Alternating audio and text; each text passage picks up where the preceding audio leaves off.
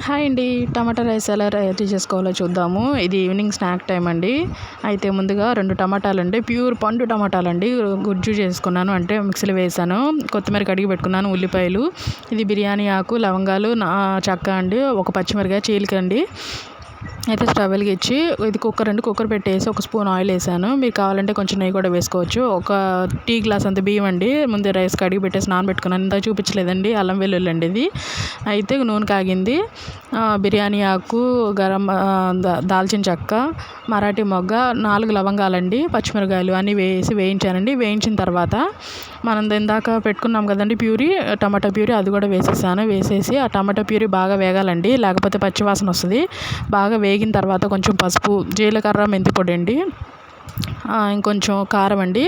కారము నేను ఇంకొంచెం ఎక్స్ట్రా వేస్తున్నాను, ఎందుకంటే ఘాటుగా ఉంటే బాగుంటుంది ఇది. మీకు కావాలంటే స్పైసీ తక్కువాలంటే తక్కువ వేసుకోండి. ఉప్పు మాత్రం అప్పుడే వేసుకోనండి. గరం మసాలా వేసానండి. ఉప్పు మాత్రం నేను చివరిలో వేస్తాను. ఇప్పుడు వేసింది కొత్తిమీర అండి.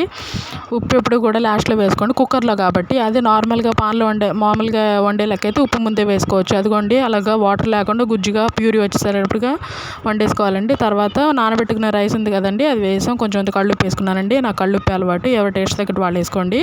వేసుకున్న తర్వాత బాగా కలపండి. కలిపిన తర్వాత మూత పెట్టేయండి. మూత పెట్టేసి 4 విజిల్స్ రానివ్వాలండి. 4 విజిల్స్ రానిచ్చిన తర్వాత 4 విజిల్స్ వచ్చేసినాయండి. నేను స్టవ్ ఆఫ్ చేసాను. అయితే అది అయిన తర్వాత 10 నిమిషాలు ఆగిన తర్వాత తీయండి. వేడి మీద తీయబాకండి, పేలిపోద్ది. అది కూడా చూసారా, అప్పుడు మొత్తం అంతా బాగా వచ్చింది కదండి. అది కూడా చూడండి, రైస్ అంతా బాగా కలిసింది, చాలా బాగా వచ్చిందండి. అయితే కొత్తిమీరతో ఇలా గార్నిష్ చేసుకోండి. ఇలా ఒక్కసారి ట్రై చేసి చూడండి, పిల్లలు బాగా ఇష్టంగా చాలా తింటారు. ఓకేనా, సబ్స్క్రైబ్ చేసుకోండి. Bye bye.